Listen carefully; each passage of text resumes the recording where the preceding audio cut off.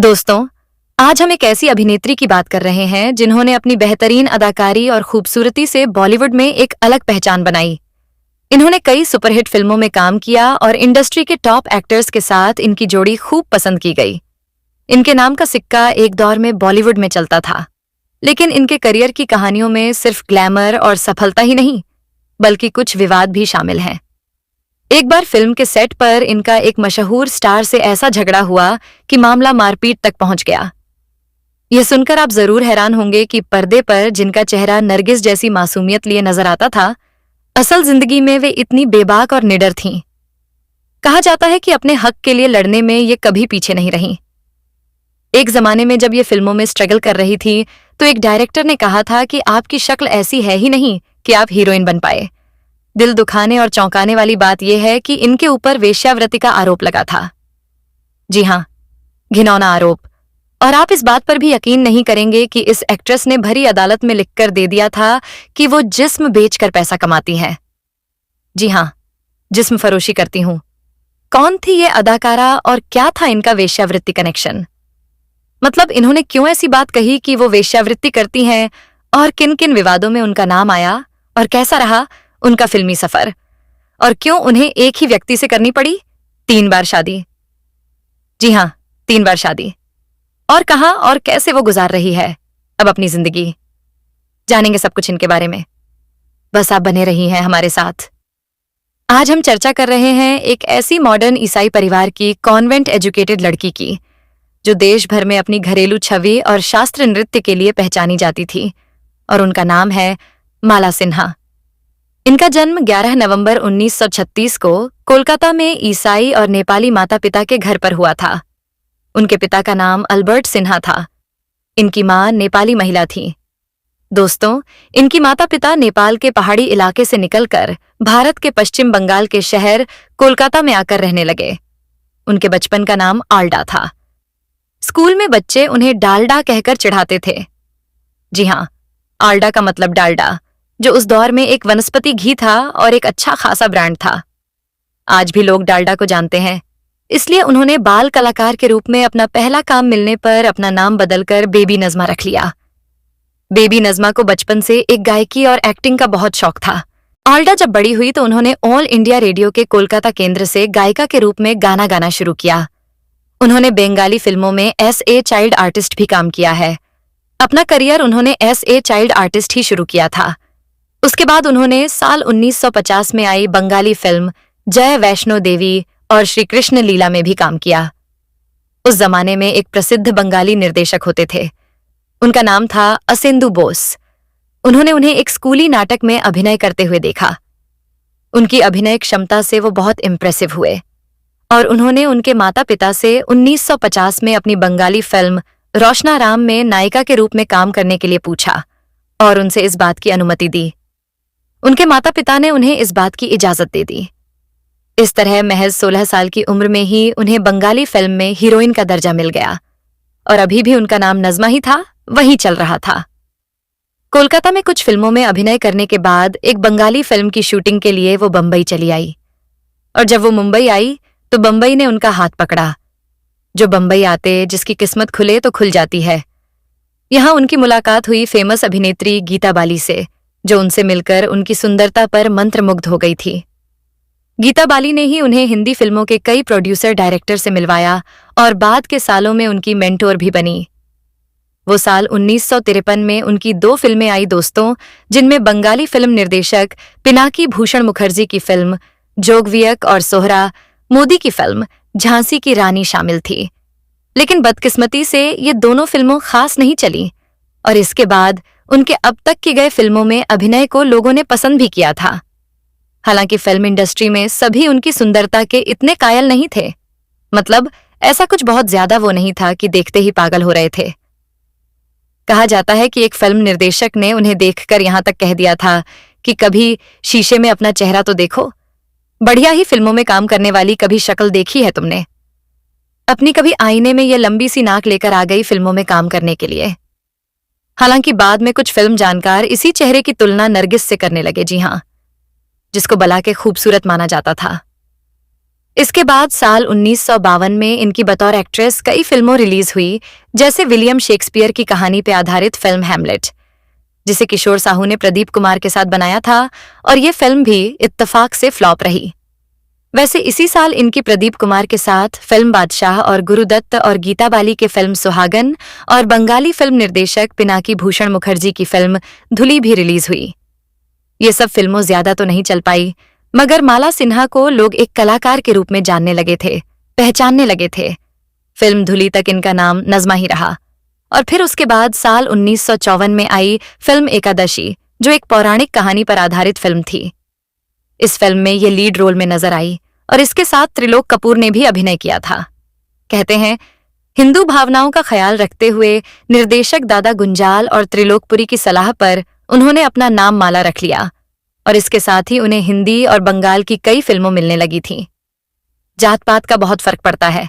फिर 1955 में आई फिल्म रियासत, फिर केदार शर्मा की फिल्म जलदीप और रंगीन रातें, और उसी साल रिलीज हुई फिल्म एक शोला और पैसा ही पैसा। बंगाली फिल्म पुत्रवधू में उत्तम कुमार के साथ व प्रदीप कुमार के साथ उन्होंने फिल्म एक शोला में काम किया। ये सब फिल्मों भी कुछ खास नहीं चल पाई थीं। जब माला सिन्हा को इतनी फिल्मों करने के बाद भी कुछ खास सफलता नहीं मिल पा रही थी, तो ऐसे में उन्हें सहारा मिला हिंदी फिल्मों के लेजेंडरी एक्टर और निर्देशक गुरुदत्त का। गुरुदत्त ने उन्हें हिंदी फिल्मों में स्थापित करने के लिए बहुत मदद की, और उसी साल 1957 में रिलीज फिल्म प्यासा में माला सिन्हा के अभिनय को लोगों ने बहुत पसंद किया। आज भी लोग उस फिल्म को बार बार देखते हैं। इस फिल्म में गुरुदत्त के साथ वहीदा रहमान ने भी काम किया था। Film super duper hit film रही। इसी साल उनकी और भी कई फिल्मों आई, जिनमें बंगाली फिल्में पृथ्वी, हमारे चायव सुरेश पारस हैं। हिंदी फिल्म में फेंशन, अपराधी कौन लाल बत्ती, भक्त ध्रुव, नौशेरवान, आदिल और नया जमाना, ऐसी कई फिल्मों थीं। ये जितनी भी फिल्मों थीं, लगभग ये सारी फिल्मों एक ग्रेट फिल्मों रही है, और इनमें उनके साथ प्रदीप कुमार, बलराज, साहनी, अभी भट्टाचार्य, सौरव मोदी और राजकुमार जैसे बड़े कलाकारों ने काम किया था। इसके बाद दोस्तों, उन्होंने एक बहुत ही फेमस फिल्म में काम किया था। 1958 में आई थी ये फिल्म, जिसका नाम था परवरिश। राज कपूर की ये फिल्म थी। इसका एक गाना बहुत हिट हुआ था, जिसके बोल थे, मस्ती भरा है समा। राज कपूर और माला सिन्हा पर फिल्माया गया ये सॉन्ग अपने दौर में सुपरहिट रहा था। राज कपूर के साथ ही उनकी दूसरी फिल्म फिर सुबह होगी भी आई। बलराज साहनी के साथ फिल्म देवर, भाभी साल 1959 में, फिर राज कपूर के साथ फिल्म नशे में हूं, और देव आनंद के साथ लव मैरिज जैसी बड़ी फिल्मों में उन्हें काम करने का मौका मिला। और इसी साल माला सिन्हा की दूसरी फिल्म राजेंद्र कुमार के साथ थी, जिसका नाम था धूल का फूल।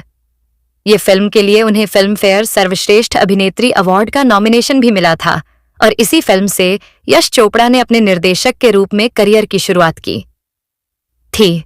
इस फिल्म के बाद माला सिन्हा इंडस्ट्री में टॉप की हीरोइनों में शामिल हो गई। उसी साल उनकी अन्य फिल्मों दुनिया ना माने और जालसाज भी रिलीज हुई, और दर्शकों के बीच काफी लोकप्रिय हो गई थी फिल्म। उसके बाद 1960 में किशोर कुमार के साथ फिल्म बेवकूफ, साल 1961 में देवानंद के साथ फिल्म माया उनकी प्रमुख फिल्मों रही, जिसके जरिए माला सिन्हा हिंदी दर्शकों के घर घर में पहुंच गई।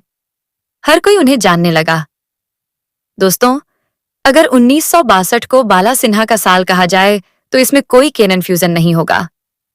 इसी साल उनकी फिल्म रिलीज हुई। मनोज कुमार के साथ हरियाली और रास्ता, इस फिल्म ने उनके करियर को 7वें आसमान पर पहुंचा दिया। निर्देशक विजय भट्ट की फिल्म माला सिन्हा के साथ साथ राज कपूर के करियर के लिए भी बहुत इंपॉर्टेंट रही। 1962 में ही माला सिन्हा की शम्मी कपूर के साथ फिल्म दिल तेरा दीवाना, धर्मेंद्र के साथ फिल्म अनपढ़ाई, जिसके गाने बहुत के साथ फिल्म बॉम्बे का चोर एक सफल कॉमेडी फिल्म रही। दोस्तों, माला सिन्हा कितनी भी बड़ी एक्टर बन गई हो, पर अपने पिता से बहुत डरती थी। घर आते हुए वो बेहद सादगी से रहती थी। उनकी माँ उन्हें घरेलू लड़की ही मानती थी, जो स्टार्स स्टेटस घर के बाहर छोड़कर आती थी। रसोई घर में जाकर खाना बनाती थी और फिर प्रेम से मेहमानों को खाना खिलाना, ये माला सिन्हा के प्रिय शौक रहे हैं। इसी को संस्कार कहते हैं, जो माता पिता अपने बच्चों को देते हैं। माला सिन्हा ने साल 1950 से 1970 के दशक में लगातार बहुत सारी बंगाली फिल्मों में भी प्रमुख भूमिका निभाई। बॉलीवुड में साल 1963 की उनके फिल्मों में फूल बने अंगारे, गहरा दाग और गुमराह ने दर्शकों के बीच बहुत लोकप्रियता बटोरी थी। माला सिन्हा अपने करियर का सर्वश्रेष्ठ प्रदर्शन साल 1964 की फिल्म बहू रानी को मानती हैं, जिसमें वो गुरु दत्त के साथ नजर आई थीं। इस फिल्म के लिए उन्हें बेस्ट एक्ट्रेस का फिल्मफेयर नॉमिनेशन भी मिला था। उसके बाद वो मनोज कुमार के साथ पर्दे पर उतरी। उसी साल माला सिन्हा की जहां आरा में भारत भूषण के साथ वो बेहद सशक्त रोल में नजर आई। इस फिल्म के लिए उन्हें बंगाल फिल्म जर्नलिस्ट एसोसिएशन ने उस साल के बेस्ट एक्ट्रेस का अवार्ड भी दिया था, जबकि फिल्म फेयर में भी इसी कैटेगरी का नॉमिनेशन उन्हें मिला था। साल 1965 में उनकी फिल्म आई हिमालय की गोद में, जो सुपर डुपर हिट फिल्म थी। इस फिल्म के गाने भी बहुत खूबसूरत गाने हैं। इस फिल्म के लिए भी उन्हें बेस्ट एक्टर्स के फिल्म फेयर अवार्ड का नॉमिनेशन प्राप्त हुआ था। फिर से नॉमिनेशन। हालांकि ये माला सिन्हा के करियर के विडंबना ही मानी जाएगी कि 4 बार नॉमिनेशन होने के बावजूद माला सिन्हा कभी इस अवार्ड को जीत ही नहीं पाई। बदकिस्मती बाद में उन्हें फिल्म फेयर का लाइफ टाइम अचीवमेंट अवार्ड दिया गया। इसका जिक्र आगे करेंगे। उसी साल उनकी दूसरी प्रमुख हिंदी फिल्में नीला आकाश और बहू बेटी रही। बाद में वो और भी कई बड़ी फिल्मों का हिस्सा बनी, जिसमें 1966 की दिल लगी, 1967 की नाइट इन और जाल ये प्रमुख फिल्मों रही। फिर साल 1967 में ही फिल्म नई रोशनी में अभिनेता राजकुमार के साथ उनका अभिनय कौशल देखने को मिला लोगों को। और फिर उसी साल उनकी डबल रोल वाली एक फिल्म आई, जिसे दर्शकों ने बहुत पसंद किया। फिल्म का नाम था जब याद किसी की आती है। दोस्तों, धर्मेंद्र और अभि भट्टाचार्य अभिनीत इस फिल्म में कई मनमोहन गीत थे, जिन्हें मदन मोहन और राजा मेहंदी अली खान ने संगीतबद्ध किया था। फिर 1968 में आई आंखें फिल्म। ये खास फिल्म रही जिसमें धर्मेंद्र भी थे। ये एक डिटेक्टिव फिल्म थी, जिसमें धर्मेंद्र के ऑपोजिट मीनाक्षी मेहता के किरदार में माला सिन्हा ने बहुत ही बेहतरीन काम किया है। वो बहुत जची है इस रोल में। साल 1968 में माला सिन्हा की अन्य हिंदी फिल्मों में दो कलियां, हम साया और मेरे हुजूर शामिल रहीं। उसके बाद साल 1969 में ऋषिकेश मुखर्जी की बहुचर्चित फिल्म प्यार का सपना में उनका अभिनय बहुत ही चुनौती भरा रहा था। एक गांव की अनपढ़ लड़की के महानगर की युवती में ट्रांसफॉर्मेशन को माला सिन्हा ने जीतने परफेक्ट तरीके से निभाया है। वो वाकई बहुत ही काबिलियत है। वही दोस्तों, आगे चल के माला सिन्हा ने थोड़ा सा अपनी भूमिका में बदलाव करना शुरू कर दिया। पहले की तरह वो टाइम 2 रहा नहीं था, जब हर साल उन्हें 7-8 पिक्चर एक साथ मिल जाती थी। उन्होंने अब स्ट्रॉन्ग कैरेक्टर रोल अपनानी शुरू कर दी है। वो स्क्रिप्ट पढ़ती थी, चूज करती थी, टाइम लेती थी और उसके बाद ही किसी फिल्म की कहानी पर हाँ बोलती थी जब उन्हें अपना रोल बहुत चैलेंजिंग रखता था। और हर फिल्म स्वीकार करना भी उन्होंने बंद कर दिया था। साल 1974 की फिल्म 36 घंटे इसका एक सीधा साधा सशक्त एग्जाम्पल है आपके सामने, जिसमें उनका दीपा रॉय का रोल लीक से काफी हटकर था। बहुत बढ़िया काम किया था उन्होंने। फिर इसी साल 1976 में रिलीज फिल्म जिंदगी, साल 1978 में आई फिल्म कर्मयोगी और 1980 में प्रस्तुत फिल्म बेरहम में उनका किरदार देखते ही बनता है। उसके बाद के सालों में अगर हम बात करें 1981 की फिल्म हर जाए ये रिश्ता ना टूटे, साल 1985 में रिलीज फिल्म बाबू और साल 1992 में फिल्म खेल में उनके कैरेक्टर रोल को भी बहुत ही लोकप्रियता मिली थी। दोस्तों, माला सिन्हा इतनी लोकप्रिय हुई थी कि साल 1990 में माधुरी दीक्षित को प्रचारित किया गया और ये कहा गया कि वो नई माला सिन्हा है। हालांकि कुछ सालों बाद माला सिन्हा ने खुद को फिल्मों से पूरी तरह से दूर कर लिया था। उनकी आखिरी फिल्म जिद आई थी, जो साल 1994 में रिलीज हुई थी।